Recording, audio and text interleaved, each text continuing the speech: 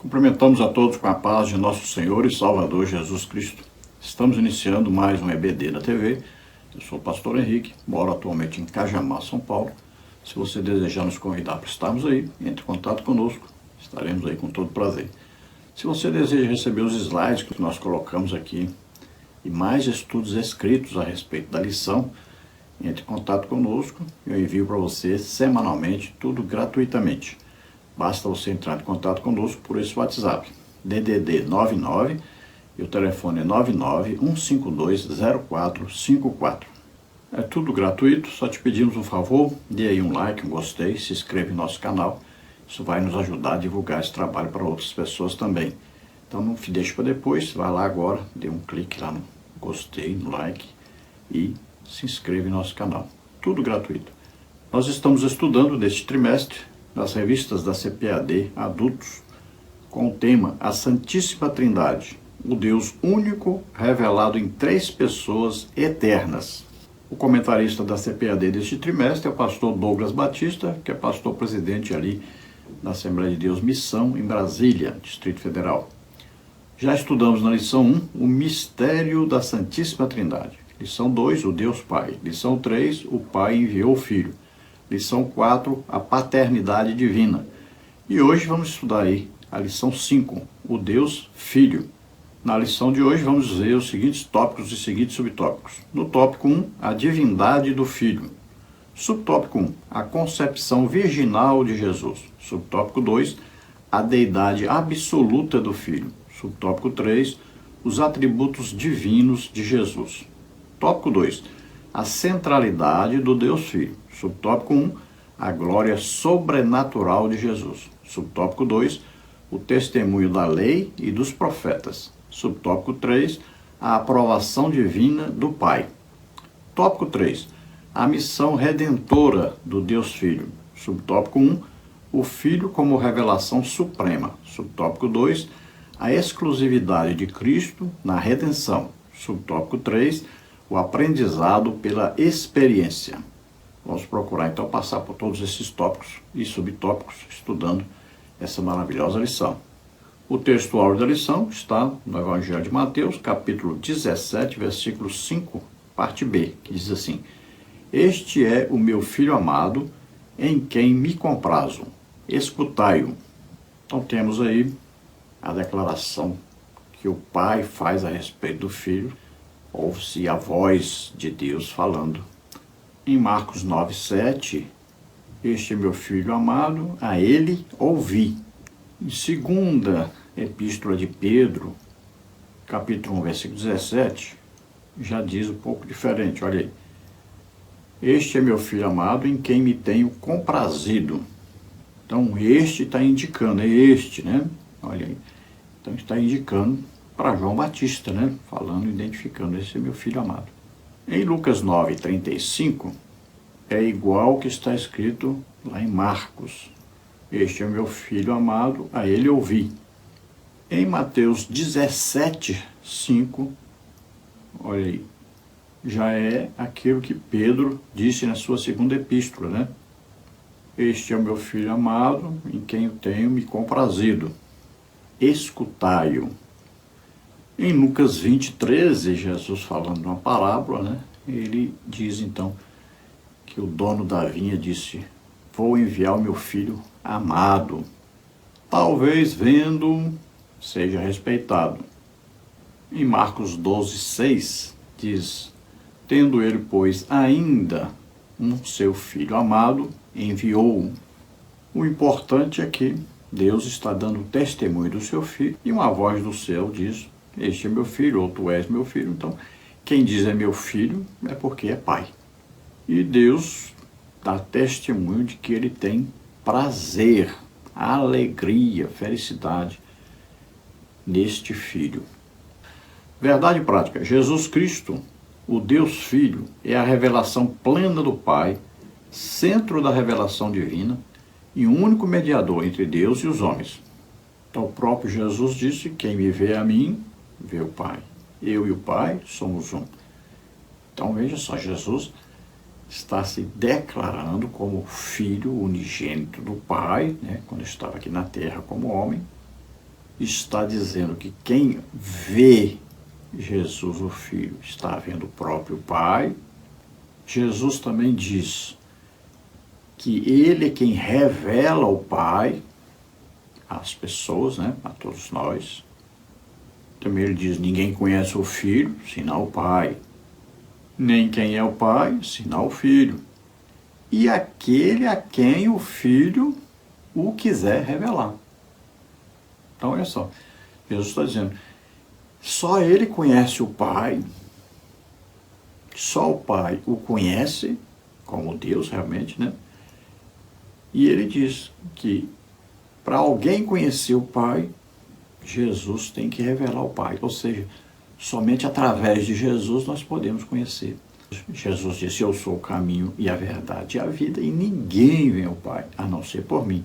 Só tem uma maneira de se chegar a Deus Pai, conhecendo Jesus, crendo em Jesus como único Salvador e Senhor, crendo na obra salvífica que Jesus realizou em nosso lugar, que se chama graça.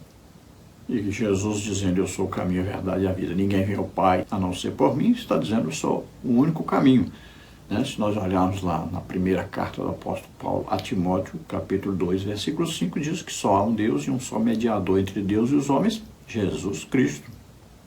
Em Atos 4:12, diz, e em nenhum outro há salvação, porque também debaixo do céu nenhum outro nome há dado entre os homens, pelo qual devamos ser salvos. Jesus disse, assim como o Pai me enviou, eu envio a vós. Ele está dizendo claramente quem o enviou, Deus Pai.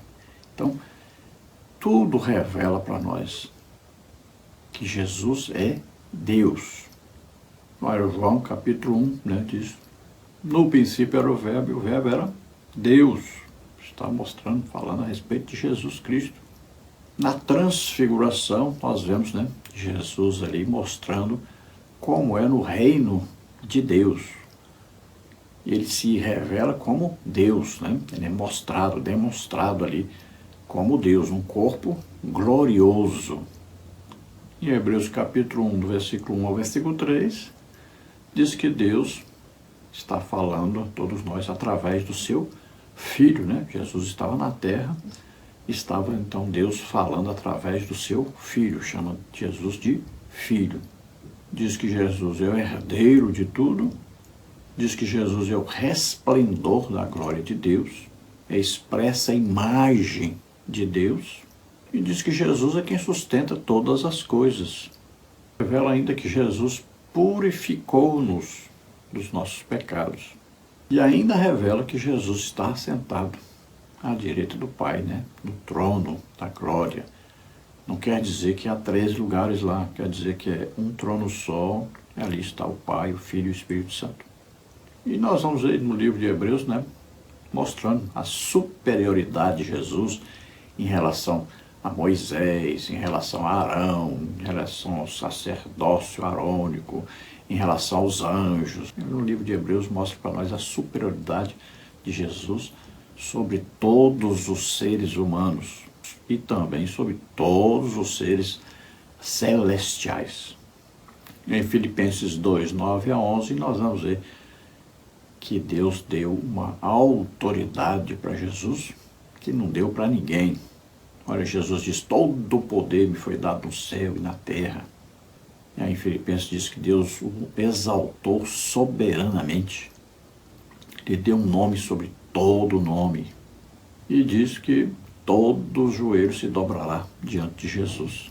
E toda língua confessará que Jesus Cristo é Senhor. Tudo isso para a glória de Deus Pai. A leitura bíblica em classe está no Evangelho de Lucas, capítulo 1, versículos 31, 32, 34, 35. E em Mateus 17, do versículo 1 ao versículo 8. Vamos ler. Lucas 1, 31. E eis que em teu ventre conceberás e darás à luz um filho, e por-lhe-ás o nome de Jesus. Este será grande e será chamado Filho do Altíssimo. E o Senhor Deus lhe dará o trono de Davi, seu pai. E disse Maria ao anjo, como se fará isso, visto que não conheço varão? E respondendo o anjo, disse-lhe: Descerá sobre ti o Espírito Santo, e a virtude do Altíssimo te cobrirá com a sua sombra, pelo que também o santo que de ti há de nascer será chamado Filho de Deus. Mateus 17, 1. 6 dias depois, tomou Jesus consigo a Pedro e a Tiago e a João, seu irmão, e os conduziu em particular a um alto monte, e transfigurou-se diante deles, e o seu rosto resplandeceu como o sol, e as suas vestes se tornaram brancas como a luz. E eis que lhes apareceram Moisés e Elias, falando com ele. E Pedro, tomando a palavra, disse a Jesus: Senhor, bom estarmos aqui. Se queres, façamos aqui 3 tabernáculos, um para ti, um para Moisés e um para Elias. E estando ele ainda a falar, eis que uma nuvem luminosa os cobriu, e da nuvem saiu uma voz que dizia: Este é o meu filho amado, em quem me comprazo. Escutai-o. E os discípulos, ouvindo isso, caíram sobre o seu rosto e tiveram grande medo. E aproximando-se Jesus, tocou-lhes e disse: Levantai-vos e não tenhais medo. E erguendo eles os olhos, ninguém viram, senão a Jesus. Então vemos aí que o anjo Gabriel, depois de ter aparecido lá para Zacarias, falado a respeito do nascimento de João Batista, aquele então que prepararia o caminho, reforçaria então a vinda do Messias, que o povo de Israel não estava assim muito esperando o Messias, Por quê? Porque passaram 400 anos sem nenhum profeta se manifestar entre eles, e a fé de muitos estava acabando. É claro que nós vemos aí o destaque, para Simeão e Ana, que estavam esperando o Messias e oravam, jejuavam e acreditavam que antes de morrer ainda veria o Messias. Mas Deus enviou João Batista para reforçar, então, a esperança de todos de que o Messias estava chegando. E João Batista, então, convida todos ao batismo de arrependimento de pecados para estarem prontos quando Jesus pregasse, Eles já, então, estavam prontos para reconhecer Jesus como Salvador, como o Messias. Então o anjo Gabriel vai primeiro ali, aparece primeiro ali a Zacarias, pai de João Batista, e depois ele vai e aparece a Maria. Então ele vai transmitir a palavra de Deus a Maria, e ele vai ao mesmo tempo convocar Maria para que ela seja a mãe do Salvador. Então é feito a ela uma declaração. Se ela diz não aceito, o anjo ia procurar outra, mas ela diz: eis aqui a serva do Senhor, cumpra-se em mim segundo a tua palavra. Então ela aceita ser a mãe do Salvador. Ela não sabe como será feito isso, porque ela não era casada ainda com José, de estar assim já morando junto, tendo relação sexual. Então ela estava apenas noiva. Então ela diz: como se dará isso? Então o anjo vai dizer: virá sobre ti. Então aí o Espírito Santo, que vai gerar no útero virgem de Maria Jesus Cristo. Ele não poderia nascer filho de José e Maria, porque nasceria com a semente do pecado vinda de Adão. Então ele nasce da semente da palavra de Deus que está sendo dita a Maria. O Espírito Santo vem então e gera em Maria Jesus Cristo. Então o anjo Gabriel diz que o santo que vai nascer de ti será chamado Filho de Deus. Também é dito que ele é filho do Altíssimo. Na transfiguração, nós vemos aí, aparecem ali então Moisés e Elias. Moisés está representando a lei, Elias está representando os profetas. Moisés representa aqueles que morreram e ressuscitaram, que acontecerá no dia do arrebatamento, todos aqueles que morreram em Cristo ressuscitarão. Então Elias representando os profetas, mas também representa todos aqueles que não vão experimentar a morte, vão ser levados para o céu sem experimentarem a morte. Então, no dia do arrebatamento, né, todos que são salvos estão vivos, então subirão ao encontro do Senhor nos ares, não passarão pela morte física. E ali está Jesus, o Salvador, aquele que cumpriu a lei e aquele que será então o primeiro, né, a morrer e a ressuscitar, estar para sempre com Deus, representando então o Salvador de todos os salvos, tanto do Antigo Testamento quanto do Novo Testamento. Ele é a graça de Deus. Ele é a materialização da graça de Deus, né?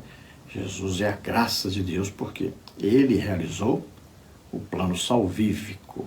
Ele deu a vida por nós. Ele levou sobre ele nossos pecados, doenças, enfermidades, maldições, o juízo de Deus que estava sobre nós. Tudo isso ele levou, morreu por nós na cruz e ressuscitou. E nós vemos aí a voz de Deus agora falando, não com João Batista, né? Este é meu filho amado, em quem me comprazo. Mas agora ele está falando e 3 pessoas na terra, né, pessoas humanas, normais, estão ouvindo, Pedro, Tiago e João. Vamos ver a introdução que diz: ratificamos que a Trindade nos revela um só Deus em 3 pessoas, Pai, Filho e Espírito Santo. O episódio da transfiguração, Mateus 17, de 1 a 8, é um dos momentos marcantes da revelação da glória do Deus Filho. Nele, Jesus, a segunda pessoa da Trindade, é exaltado diante de testemunhas oculares, com a aprovação explícita do Pai. Ele não é um personagem entre outros, mas o Deus encarnado. Esta lição nos conduz a contemplar a divindade, a centralidade e a missão redentora do Deus Filho. Então vemos aí comprovado, né, a Trindade. Bastava aí, né, falar sobre lá o batismo de Jesus nas águas e ninguém precisava ter nenhuma dúvida sobre a Trindade, né? Mas não precisava de mais nada. Mas nós temos várias provas bíblicas que comprovam que Jesus é o Filho de Deus. E comprovam que Deus é Pai, Filho e Espírito Santo. Então, a Trindade. No episódio da Transfiguração, então nós vemos aí uma clara demonstração de Deus a respeito do reino dos céus, do reino de Deus, o reino espiritual. E quem está ali no centro? Jesus Cristo. Então nós vemos aí representada a lei e vemos representados os profetas. E nós sabemos que a lei e os profetas, como o próprio Jesus disse, revelam o próprio Jesus Cristo. Jesus declara que a lei e os profetas duraram até João Batista. Veja bem, os profetas, né, que falaram a respeito da vinda de Jesus para nos salvar, duraram até João Batista. Evidentemente, existem os profetas da igreja, né, profetas como ministério, está lá na carta do apóstolo Paulo aos Efésios, capítulo 4, versículo 11, né, apóstolos, profetas, né, evangelistas, né, pastores e mestres. Então, profetas da igreja. Nós vamos ver na reunião em Antioquia que haviam ali profetas. Vamos ver a Bíblia dizendo que desceram profetas de Jerusalém. Vamos ver aí a Bíblia declarando que Silas, que acompanhava Paulo, era um profeta. Vamos ver Ágabo, né, que falou ali sobre o futuro de Paulo sendo preso em Jerusalém, né, apanhando e tudo. Aí um profeta da igreja. Então existem profetas na igreja. Os judeus costumavam se referir à Bíblia toda que eles conheciam, né, no Antigo Testamento, eles diziam a lei e os profetas. Quando Filipe vai a Natanael, ele diz: achamos aquele que Moisés se referiu a ele. Então, é o que diz nas leis e nos profetas, Jesus de Nazaré. Se você vê Atos 13, 15, né, lá diz que foi lido ali na lei dos profetas. Depois da lição, né, da lei e dos profetas. Então, na sinagoga era ensinado, então, a respeito de tudo que estava escrito na lei e nos profetas. A lei, então, significa tudo aquilo que não é profetizado pelos profetas. E tudo que é profetizado pelos profetas é chamado profetas. para resumir aí o entendimento do Antigo Testamento. Então Moisés representa a lei, Elias os profetas, Jesus então está no centro aí, entre os dois. Está dizendo que está o quê? Aí a consumação de tudo que escreveu Moisés e tudo que escreveram os profetas. Todos eles falaram a respeito de Jesus Cristo e da obra salvífica de Jesus Cristo. E ali a voz de Deus Pai, né, é ouvida. Então, é uma confirmação. Este é o meu filho. Está indicando claramente que Jesus é o Filho de Deus. Então, nós vamos ver nesta lição aí a divindade de Jesus. Vamos ver a centralidade, né, de toda a Bíblia, toda a palavra de Deus em Jesus. E vamos ver a missão de Jesus. Tópico 1, a divindade do Filho. Subtópico 1, a concepção virginal de Jesus. A concepção do Senhor Jesus foi um ato miraculoso. Sobre isso, o anjo Gabriel explicou à Virgem: descerá sobre ti o Espírito Santo, e a virtude do Altíssimo te cobrirá com a sua sombra. Lucas 1, 35a. O texto afirma que Jesus seria concebido pela ação do Espírito Santo e pela sombra do poder de Deus. A expressão sombra, no grego episkiazo, refere-se à presença divina, como está em Êxodo, capítulo 40, versículo 35. Assim, o Espírito Santo está vinculado à sombra da virtude, no grego é dinamis, ou seja, o poder de Deus. Isso indica que a presença poderosa de Deus repousou sobre Maria, de modo que o menino concebido pelo Espírito Santo seria chamado de Filho de Deus, como está em Lucas 1,35b. Dessa maneira, observa-se neste evento a manifestação da Trindade, o Pai, o Filho de Deus e o Espírito Santo. Então veja que a Trindade também é mostrada aí quando o anjo Gabriel vem falar com Maria sobre o nascimento do Messias, do Salvador. Olha aí, a sombra do Altíssimo te cobrirá, está falando da presença de Deus Pai. Falando que descerá sobre ela o Espírito Santo, olha aí, aí está a pessoa do Espírito Santo. E o Filho que é gerado, olha aí. Então, Pai, Filho e Espírito Santo está aí, sendo confirmada a Trindade na declaração do anjo Gabriel para Maria. Então, na concepção de Jesus, está presente aí o Pai, o Filho e o Espírito Santo. E a mensagem do anjo Gabriel aí é claríssima, né? Aí, Filho do Altíssimo, será chamado Filho de Deus. Então, a declaração é bem explícita a respeito de Jesus, e a Trindade aí é bem clara também. Tópico 1, subtópico 2, a deidade absoluta do Filho. O Senhor Jesus Cristo é, desde a eternidade, o único Filho de Deus e possui a mesma essência e substância, homousios, aí no grego. Então, a substância do Pai, né? João 10, 30, 14 e 9. Antes de nascer em Belém, o Filho já existia eternamente com o Pai. No princípio era o Verbo, e o Verbo estava com Deus, e o Verbo era Deus, como está em João, capítulo 1, versículo 1.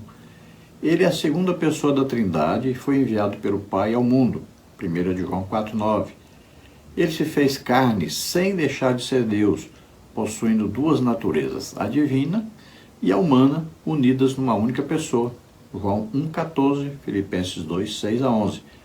Essa união das duas naturezas é sem confusão, sem mudança, sem divisão e sem separação, como foi declarado no Concílio de Calcedônia, no ano de 451 d.C. Ele é verdadeiro Deus e verdadeiro homem, Romanos 1, 3 e 4, 9 e 5. Sendo Deus e homem, Jesus é o único mediador entre Deus e a humanidade, como está na primeira carta do apóstolo Paulo a Timóteo, capítulo 2, versículo 5. Então nós podemos crer que Jesus, ao mesmo tempo, estava na terra como homem e, ao mesmo tempo, ele é Deus. Não tem como Jesus deixar de ser Deus. Não tem como separar Deus Pai, Deus Filho, Deus Espírito Santo. Não tem como separar, é uma substância só. Veja bem, para você entender claramente isso, o Espírito Santo está dentro de nós, mora em nós. A Bíblia diz que nós somos templo do Espírito Santo, que ele mora em nós. Agora, o Espírito Santo está no céu, está em todo lugar ao mesmo tempo? Sim. Então como é que pode? Olha aí. Então Jesus estava na terra como homem, mas ele não deixou de ser Deus, não deixou de estar no céu, não deixou de estar em toda parte. Se o Espírito Santo se encarnasse, morasse aqui na terra como homem, deixaria de ser Deus no céu? Deixaria de ser Deus em toda parte? Não. Então não tenha dúvidas. Jesus, ao mesmo tempo, estava na terra como homem, mas nunca deixou de ser Deus. Agora, ele estava na terra como homem, se comportou como homem, deixou as prerrogativas divinas para executar o plano salvífico de Deus, que só poderia ser executado por um homem na terra. Então, tudo o que ele fez aqui na terra, os milagres, né, as curas, né, as profecias, tudo, fez através do Espírito Santo que estava nele, que ele foi cheio do Espírito Santo. Veja aí Lucas 4, né, diz que Jesus estava cheio do Espírito Santo. Diz que ele era conduzido pelo Espírito Santo, guiado pelo Espírito Santo. Então, como homem na terra. Então, quando a Bíblia diz, no princípio criou Deus os céus e a terra, olha aí, em João 1 diz que no princípio ele era o verbo, olha aí, está comprovando que está escrito em Gênesis capítulo 1. Diz bem claro, nada do que foi feito sem ele. Então, tudo foi criado. Jesus estava presente. Jesus é Deus. Toda a palavra de Deus confirma que Jesus é Deus. E temos que tomar cuidado com essa palavra aí, né? Substância, porque essa palavra grega, ela foi alterada no início da igreja, ali pelos anos 300, né? Foi colocada apenas mais uma letra nesse nome grego e usaram isso para dizer que a igreja estava aceitando, e eles diziam que era semelhante. Aumentaram a letra iota, né? Aí, apenas uma letrinha nesse nome em grego, para justificar a heresia, então, ariana, que dizia que Jesus era uma substância semelhante à substância de Deus. Veja só, uma letrinha causou todo um reboliço no meio da igreja, e eles então conseguiram, né, enganar muita gente com isso, criando aí uma seita, né, criando uma heresia, tentando ludibriar a palavra de Deus no original. Então, no primeiro concílio de Nicéia foi discutido isso, né, no ano 325, e depois, no concílio de Constantinopla, em 381, essa falsa teologia, essa heresia, dizendo que Jesus era de uma substância semelhante. Então, foi adotado por todos como Jesus sendo da mesma substância com o Pai e com o Espírito Santo. E no concílio de Calcedônio, né, 451, aí definitivamente se acabou com a ideia de confusão sobre Jesus ser ou não da mesma substância com Deus, e foi decidido então que realmente Jesus é da mesma substância com o Pai e com o Espírito Santo, um Deus só, Pai, Filho e Espírito Santo. E foi demonstrado aí que Jesus ao mesmo tempo tinha natureza humana e ao mesmo tempo natureza divina. Jesus estava na terra como homem, mas nunca deixou de ser Deus. Tópico 1, subtópico 3, os atributos divinos de Jesus. Como segunda pessoa da Trindade, Jesus possui todos os atributos essenciais da divindade. Entre eles citamos eternidade. Jesus não teve começo, pois é eterno como o Pai. Isaías 9,6. Imutabilidade. Cristo, sendo Deus, não muda em seu ser ou caráter. Hebreus 1,12. Onipresença. Jesus declarou sua presença universal. Mateus 18,20. Onisciência. Jesus conhece todas as coisas, inclusive nossos pensamentos. João 21,17. Onipotência. Nada é impossível para ele. Apocalipse 1,8. Em suma, Jesus Cristo manifesta em si mesmo todos os atributos que pertencem exclusivamente a Deus. E isso demonstra de forma incontestável sua plena divindade. Crer em Jesus como Deus é vital para a fé cristã. Negar qualquer um desses atributos é negar a essência do Evangelho. João 20:31. Então, se nós olharmos aí para os atributos de Jesus, vamos ver que são os mesmos atributos de Deus Pai, são os mesmos atributos do Espírito Santo. provando aí a Trindade, provando que Jesus realmente é Deus e é o Filho de Deus. Então não há como duvidar, basta ler, estudar a palavra de Deus, nós vamos encontrar aí várias comprovações, né, que Jesus realmente é Deus. E uma das maneiras, então, é estudando sobre os atributos de Jesus. Como é que Isaías ia chamar Jesus de Pai da eternidade se ele não fosse Deus? Como é que o escritor aos Hebreus, que acredito eu ser o apóstolo Paulo, diz que os anos de Jesus não acabarão nunca? Está falando de eternidade. Se Jesus não fosse Deus, como é que ele diria que onde estiver 2 ou 3 em seu nome, ele está no meio deles? Como? Se ele estava na terra como homem, não podia estar em 2 lugares ao mesmo tempo. Como é que ele poderia dizer, venham a mim e bebam? Imagine um homem dizer, venham a mim e bebam. Seria absurdo, né? Quando Jesus conversa com Pedro para restaurar Pedro, Pedro diz, tu sabes tudo. Olha aí, não tem nada oculto a Jesus. Então, ele é Deus, conhece todas as coisas, é onisciente.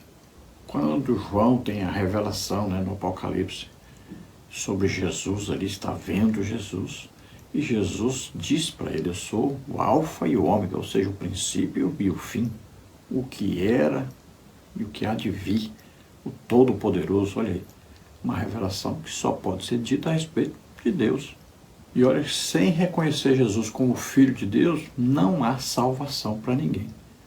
E João fala dos milagres realizados por Jesus que comprovam, né, que Jesus é o Filho de Deus. Não existia outro Filho de Deus na terra, não existia ninguém que fazia os sinais, prodígios, maravilhas que Jesus fazia, porque ele era o único Filho de Deus na terra, comprovando que ele realmente é o Filho de Deus. Quando Jesus disse, antes que Abraão existisse, eu sou, ele está repetindo a mesma declaração de Deus lá para Moisés. Quando Moisés pergunta, como é que eu vou dizer que o Senhor me enviou? Como é que eu vou apresentar? Com o nome que eu vou dizer? O que eu vou dizer? Então Deus diz para eles, eu sou, enviou você. Então Jesus está se revelando no Novo Testamento, quando ele diz eu sou, então ele está dizendo que ele é que estava ali falando com Moisés, que ele é Deus. Tópico 2, a centralidade do Deus Filho. Subtópico 1, a glória sobrenatural de Jesus. Pedro, Tiago e João acompanharam Jesus até um alto monte, Mateus 17:1. Neste local, Jesus transfigurou-se diante deles e o seu rosto resplandeceu como o sol e as suas vestes se tornaram brancas como a luz, Mateus 17:2. O verbo transfigurar é tradução do grego metamorfó, do qual se originou o vocábulo metamorfose, transformação, mudança.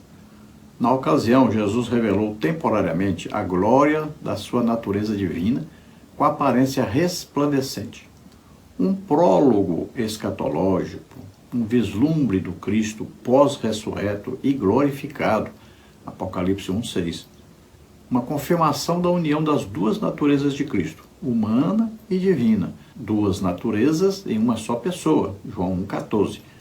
Aqui a divindade de Jesus foi revelada, uma manifestação visível da glória de Deus no Filho encarnado, como está em Filipenses 2, de 6-9. Então nós vemos em Mateus 17 a transfiguração de Jesus, ou seja, uma transformação, uma mudança, né, do estado de homem natural, de homem com corpo físico, para um corpo glorioso, demonstrando como é, né, o corpo glorioso no céu. Estavam ali presentes também Moisés e Elias, num corpo, evidentemente, transformado, né? Um corpo glorioso, um corpo ressurreto, um corpo que podia morar no céu. O corpo humano não tem como morar no céu, né? Veja bem, a gravidade da Terra é diferente, né? Também lá no céu, ninguém se alimenta como nós nos alimentamos aqui, né? Ninguém tem as necessidades, né, fisiológicas como nós temos aqui. Então é completamente diferente o corpo. Então foi ali uma revelação de como é o corpo transformado, glorificado, que mora no céu. Então ali os discípulos, né, Pedro, Tiago e João, puderam ver claramente que Jesus ao mesmo tempo era humano, ao mesmo tempo divino, ao mesmo tempo homem, ao mesmo tempo Deus. E os discípulos ali meio abobalhados, né, não entenderam o que estava acontecendo, queriam fazer cabanas ali em tabernáculos, né, para cada um deles, né? Um para Moisés, outro para Elias, outro para Jesus, como se o corpo espiritual glorificado precisasse de uma casa, né, de uma tenda para ficar aqui na terra. Imagine. Tópico 2, subtópico 2, o testemunho da lei e dos profetas. Estando no monte, eis que lhes apareceram Moisés e Elias falando com ele. Mateus 17, 3. A aparição de Moisés e Elias não foi um contato com os mortos. Marcos 12, 27, Lucas 16, 26. Mas um ato divino carregado de significado escatológico. Moisés representa a lei, ele é o mediador da antiga aliança, o legislador do povo hebreu, como está em Êxodo 24, 7 e 8. Sua presença indica que toda a lei aponta para Cristo. Mateus 5, 17. Elias representa os profetas, considerado o símbolo da proclamação profética. Sua aparição mostra que os profetas anunciavam a vinda do Messias, Isaías 9, 6, Malaquias 4, 5 e 6. Esses dois personagens testemunham que Jesus é o tema central e o cumprimento definitivo das Escrituras, Lucas 24, 27. A presença deles é uma prova visível da superioridade de Jesus, Hebreus 1, 1 e 2. Então você vê aí nessa figura ilustrativa, nesse slide aí, ó, Moisés representa a lei, representa também os que morreram e ressuscitaram. Nós vamos ver Elias, né, que representa aí os profetas, né, também representa aqueles que não morreram e foram arrebatados, no caso aí vão ser arrebatados, né. Aí está presente Pedro, né, que representa os pregadores. Vemos aí Tiago, que representa os mártires, né, que morreu degolado pouco tempo depois. Temos aí João, que representa o amor e a longevidade. E nós temos aí Jesus Cristo, a graça de Deus, né? Jesus Cristo, o Salvador, aquele que é o cumprimento de tudo que escreveu, então, Moisés, né, na lei, e também aquilo que escreveram os profetas. E é a revelação de Deus, e é Deus mesmo, Jesus Cristo. Se ele não fosse Deus, não poderia se transfigurar ali, né? Mostrar a realidade do céu. A Bíblia não diz que ele foi transfigurado, diz que ele mesmo transfigurou-se a si mesmo. Tópico 2, subtópico 3, a aprovação divina do Pai. A transfiguração atinge seu clímax com a voz audível do próprio Pai. Eis que uma nuvem luminosa os cobriu, e da nuvem saiu uma voz. Mateus 17, 5a. A voz vinda da nuvem, símbolo da presença de Deus, Êxodo 13, 21, ecoa as palavras já proferidas no batismo de Jesus. Este é o meu Filho amado, em quem me comprazo. Mateus 3, 17 e 17, 5b. Essa repetição é significativa. O Pai confirma que Jesus é o seu Filho eterno, não apenas em missão redentora, mas em natureza divina. A expressão em quem me comprazo, eudoxa, revela que o Filho é aquele em quem o Pai se deleita. Isaías 42, 1. A voz do Pai é uma afirmação da centralidade de Cristo. João 14, 6. E sustenta a doutrina da Trindade, em que o Filho é Deus gerado pelo Pai e consubstancial com ele. João 14, 9 e 10. Então, quando Deus diz, eu me comprazo, ele está dizendo, eu tenho prazer, eu estou aprovando, eu me agrado muito. Então, veja que ao mesmo tempo isso significa uma confirmação e ao mesmo tempo um prazer. Seria como Deus dizer assim, eu estou confirmando que este aí é o meu filho e tenho muita alegria em que ele seja meu filho. Veja que é a mesma voz, né, que falou com Moisés várias vezes, né, é a mesma voz que aparece aqui, falando agora com os discípulos, os principais discípulos ali, antes, né, da morte e ressurreição de Jesus, com Pedro, Tiago e João. Estavam presentes com Jesus em toda a parte por onde Jesus ia, Ali estavam os três. Também nos milagres, por exemplo, da ressurreição, né, da filha de Jairo, né? Lá estavam Pedro, Tiago e João. Nós vamos ver também na oração de Jesus, né? Onde ele suou sangue ali, onde ele suou gotas de sangue. Ali estavam presentes ali Pedro, Tiago e João. Veja que Jesus colocava os outros discípulos um pouco mais afastados e ele subia ao monte, um lugar ali onde ele não seria perturbado pelo povo, né? Ele ia ali para orar. Então ele colocava os outros discípulos cercando o povo, para não deixar eles passarem, e colocava mais próximo dele os três discípulos em quem ele confiava mais, que eram Pedro, Tiago e João. Também, então, ele vai revelar a sua divindade a esses três. Vemos que Tiago foi o primeiro líder da igreja, tendo Pedro como o homem, né, da grande fé em Deus, a fé em Jesus Cristo, o homem dos milagres. E temos João como aquele discípulo do amor. Tiago é morto logo com a espada, né? E aí Tiago, irmão de Jesus, é que assume o seu lugar. Vamos ver que Pedro depois vai falar sobre isso, né? E ele confirma o que aconteceu. Porque Jesus, quando isso aconteceu, Jesus disse para eles não dizerem nada para ninguém. Logo, Tiago morreu, né?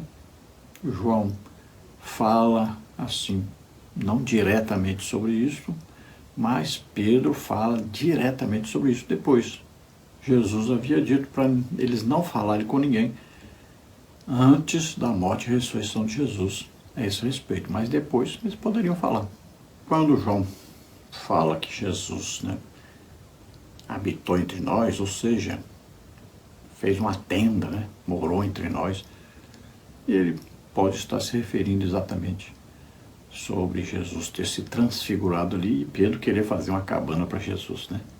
Então, certo aí, então, é que o Pai está autenticando, confirmando que Jesus é filho e ao mesmo tempo é Deus. Quando Jesus fala lá no Evangelho de João 14, 9 e 10, né, que o Pai está em mim, então está confirmando que é a mesma substância com o Pai. Tópico 3, a missão redentora do Deus Filho. Subtópico 1, o Filho como revelação suprema. A transfiguração é marcada também por uma ordem direta do Pai acerca do Filho. Escutai-o. Mateus 17, 5c. A declaração reflete a profecia de Moisés. O Senhor teu Deus te despertará um profeta do meio de ti, de teus irmãos, como eu. A ele ouvireis. Deuteronômio 18, 15. A Escritura deixa claro que esse profeta prometido é o próprio Cristo. João 6,14, Atos 3, 20 a 23. A instrução escutai-o coloca o Filho em posição de supremacia sobre as revelações anteriores. Lucas 16, 16, João 1, 17, 18. Não é Moisés, a lei, e nem Elias, os profetas, que devem ser ouvidos, mas o Cristo. Hebreus 1, 1 e 2. Esse evento sinaliza a transição entre a antiga e a nova aliança, centrada na pessoa do Filho. Colossenses 2,17 e Hebreus 10,1. Logo, negar a Cristo, ignorá-lo ou relativizar sua voz é rejeitar a autoridade de Deus. 1 de João 5,12. Então, veja bem, João diz que quem tem o Filho tem Deus, quem não tem, não tem Deus. Veja só, é muito sério isso. Às vezes nós estamos estudando, né, sobre isso e você pensa assim, um estudo bíblico normal. Mas não, é de suma importância. Não há salvação sem entender isso. Tem muita gente aí que está vivendo um engano, está vivendo aí dentro de uma seita e não sabe disso. Nós precisamos ajudar essas pessoas. Então veja que quando Deus diz escutai-o, é o mesmo que Moisés, né? Havia dito lá que Deus havia de levantar, que Deus haveria de levantar um profeta semelhante a ele e que todos deveriam ouvi-lo. E veja que os religiosos foram até João Batista perguntar, é você o profeta? Veja só que coisa interessante. Eles estavam se referindo ao quê? Ao profeta que Moisés disse que viria. Então eles estavam se referindo ao Messias. Seria o mesmo que perguntar: João Batista, você é o Messias? Né? E João Batista diz claramente que eu não sou. Eu sou a voz, né, que foi enviada para preparar o caminho para a vinda do Messias. Eu não sou ele, mas ele está aí, está chegando aí. Então a função de João Batista era preparar a vinda do Senhor. Por quê? Despertar nos judeus aquele anseio, aquela esperança da vinda do Messias que eles haviam perdido. Passaram 400 anos sem ouvir nenhum dos profetas. Veja que em João 6,14 Jesus realiza um milagre. Aí eles disseram: olha, esse é aquele profeta que Moisés disse que viria. Realmente é ele, é o Messias. Em Atos 3, 20 a 22, está bem declarado aí que Jesus é o profeta que Moisés havia declarado que viria. Também aquele de quem os profetas profetizaram que viria. Isso está aí na pregação de Pedro. Então temos que saber que a negação de Jesus como Filho de Deus é exatamente a confirmação de que a pessoa não é salvo, não é realmente cristão. Temos que ensinar sobre isso, explicar sobre isso para toda a igreja. Veja bem, a maioria da igreja hoje não está frequentando a escola bíblica dominical. Então essas lições devem ser passadas, né, no domingo à noite, pelo menos aí o pastor pregar, resumir, mas passar alguma coisa para a igreja, porque todos precisam ter conhecimento sobre isso. Tópico 3, subtópico 2, a exclusividade de Cristo na redenção. Após a visão do Cristo transfigurado, a Bíblia declara: erguendo eles os olhos, ninguém viram, senão a Jesus. Mateus 17:8. Essa afirmação encerra uma verdade fundamental. Cristo é absolutamente único e exclusivo na obra da redenção. A presença de Moisés e Elias cessou, restou apenas Cristo. Ele é o cumprimento da lei e dos profetas, Mateus 5,17. Toda a Escritura aponta para ele, Lucas 24:27. Cristo não é meramente um profeta, ele é o Deus revelado, João 14:9. O resplendor da glória divina, Hebreus 1:3. Ele é o único mediador entre Deus e os homens, Atos 4:12, 1 Timóteo 2:5. Seu sacrifício é plenamente suficiente para reconciliar o pecador com Deus, como está em Colossenses 1:20 a 22. Diante de sua majestade, toda a figura da antiga aliança se desfaz, somente Jesus permanece. Então veja, a redenção, a salvação foi executada por Jesus Cristo. Só ele poderia fazer, só ele nasceu sem pecado. Veja bem, o Cordeiro sem mancha, né? Perfeito, imaculado. Só Jesus poderia realizar esta obra salvífica, só ele poderia cumprir o plano de Deus. O único homem na terra que nasceu sem pecado. Então veja que na revelação de Jesus na transfiguração, aí vão desaparecer Moisés e Elias. Fica só Jesus, porque ele é o Redentor. Ele é o Cordeiro de Deus que tira o pecado do mundo. Ele é que veio para dar a vida por nós. Só ele poderia fazer isto. Ele é o cumprimento de tudo que está escrito na lei. Ele é o cumprimento de tudo que está escrito nos profetas. Toda a Bíblia, toda a palavra de Deus aponta para Jesus Cristo. Então não há ninguém superior a Jesus. Veja que o próprio livro de Hebreus foi escrito para mostrar a superioridade de Jesus em relação aí a Moisés, a lei, em relação aos profetas, em relação aos anjos, né? Então a superioridade de Jesus em relação a todos os seres humanos que nasceram na terra. Ninguém é superior a Jesus Cristo e ninguém tem a missão que Jesus Cristo tem e ninguém tem a primazia de Jesus. Está à direita de Deus, somente Jesus Cristo. Ninguém mais morreu na cruz por nós. Tem gente aí adorando, né? Maria, não sei mais quem. Alguma dessas pessoas aí morreu em nosso lugar? Tem gente aí adorando Moisés, né? Guardando a lei ainda até hoje. Veja bem, Moisés morreu na cruz por nós? Então temos que tomar cuidado, né? São várias religiões que adotam vários deuses, mas nenhum desses morreu em nosso lugar. Nem Maomé, nem Buda, nem Confúcio, nem Allan Kardec. Ninguém desses aí morreu em nosso lugar na cruz. Quem morreu foi Jesus Cristo. E quem ressuscitou foi Jesus Cristo. Quem está à direita do Pai é só Jesus, nenhum desses. E ali na Transfiguração, não foi uma sessão espírita, não. Ali estavam vivos, né? Moisés e Elias. Olha aí, aquilo ali já é uma comprovação de que o Espiritismo é uma mentira. Moisés morreu, mas apareceu ali foi Moisés. Olha, se existisse reencarnação, tinha que aparecer outra pessoa. Moisés morreu, né? Então, é mentira. A reencarnação é a grande mentira. Vão dizer que João Batista é o Elias, é a reencarnação do Elias. Não é. Apareceu ali foi Elias, não foi João Batista. Veja só. E Elias também não morreu. Como é que ele poderia estar em João Batista se Elias não morreu? Veja só. O Espiritismo é uma grande mentira. É um grande engano. Tome cuidado com isso. Que eles usam a Bíblia, enganando as pessoas.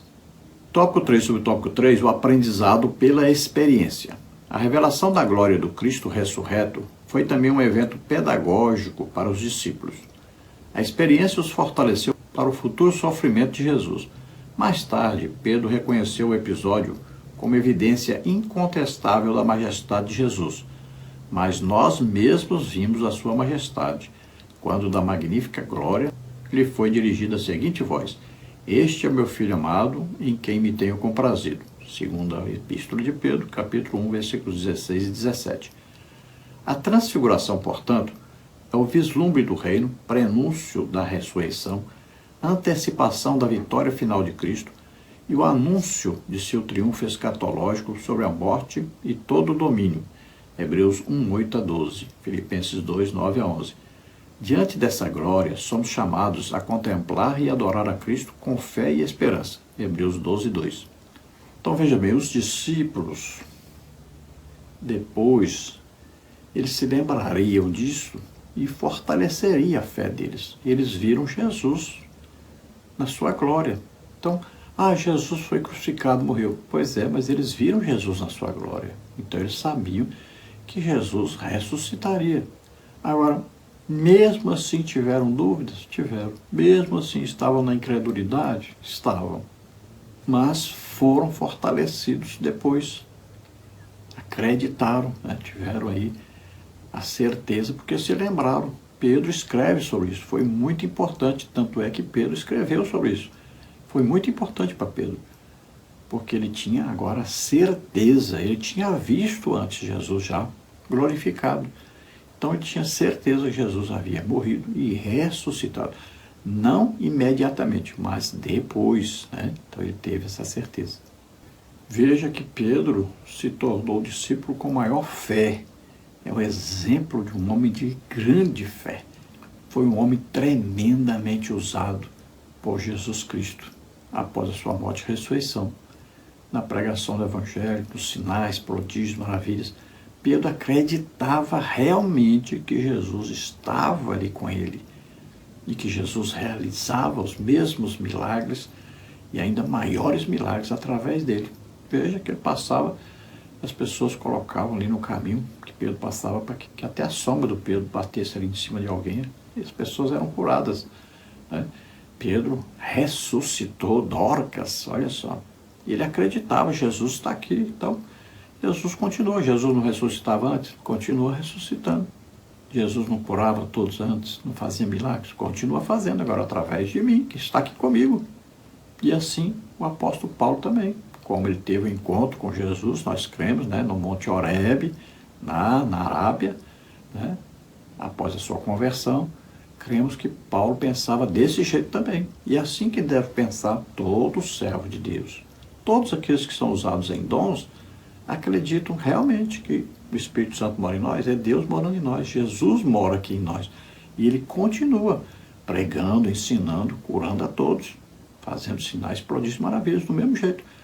Ele faz através de nós. Então Jesus está aqui em nós, fazendo as mesmas coisas, maiores obras ainda. Agora ele usa cada um de nós, acredite nisso. Então olha aí o testemunho de Pedro, né? na segunda epístola de Pedro, capítulo 1.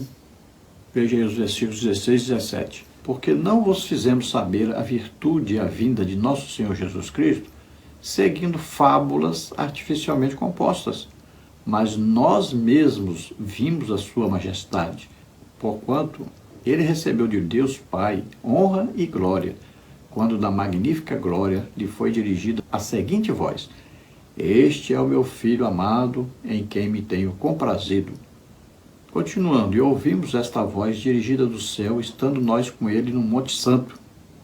Então veja que coisa tremenda, né? Pedro está dando testemunho. Eu vi, eu estava ali, eu, Tiago, João, estávamos ali, ouvimos a voz que foi dirigida a ele e vimos Jesus glorificado. Conclusão: a doutrina do Deus Filho nos conduz à centralidade de Cristo na fé cristã. Sua divindade, glória e missão redentora revela o coração do Pai e o agir do Espírito. Ele é o Verbo eterno feito carne, o único que pode reconciliar o homem com Deus. Por isso devemos reconhecê-lo como Senhor absoluto, prostrar-nos em adoração, ouvi-lo e segui-lo em obediência, reverência e gratidão. Então é importantíssima essa doutrina da divindade de Jesus Cristo e também da humanidade de Jesus Cristo. Nós não podemos entender, compreender o Evangelho se não entendermos sobre a Trindade, se não entendermos que Jesus Cristo é Deus, ao mesmo tempo se fez homem para nos salvar. Só existe salvação através de Jesus Cristo. Só chegamos ao Pai através do Filho. Então façamos, como está na carta do apóstolo Paulo, aos Efésios capítulo 3, versículo 14. Por causa disso, me coloco de joelhos.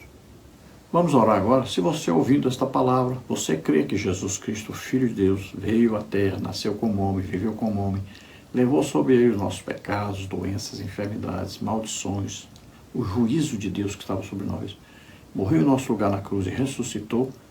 Então você abre o coração para Deus agora, você recebe a salvação, porque você está crendo na palavra de Deus, no Evangelho do Senhor Jesus Cristo.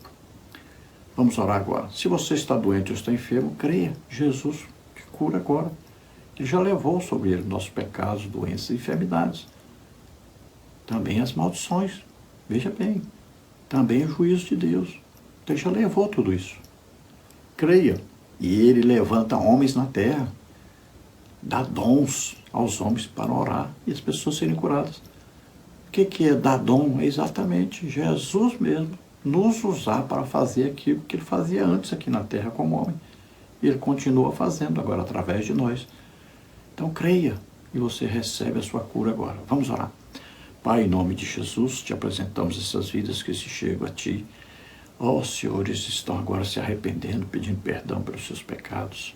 Recebe-os por filhos, perdoa. A graça, a cruz, te força, a graça de Deus revelada em Jesus Cristo. Oh, receba essa graça maravilhosa, receba esse perdão, essa misericórdia, receba a salvação agora em nome de Jesus. A graça de Deus se manifestou trazendo salvação a todos. Em nome de Jesus, receba agora o perdão, receba a salvação. Você que está doente ou está enfermo, receba agora a cura em nome de Jesus. Toca, Senhor, neles agora e cura. Solta, em nome de Jesus. Sai daí, toda doença, toda enfermidade. Sai, em nome de Jesus. Toca, Senhor, neles agora. Oh, Pai, em nome de Jesus, toca e cura totalmente. Glória a Deus. Amém? Deus abençoe a todos. Esperamos ter ajudado os irmãos. A paz do Senhor.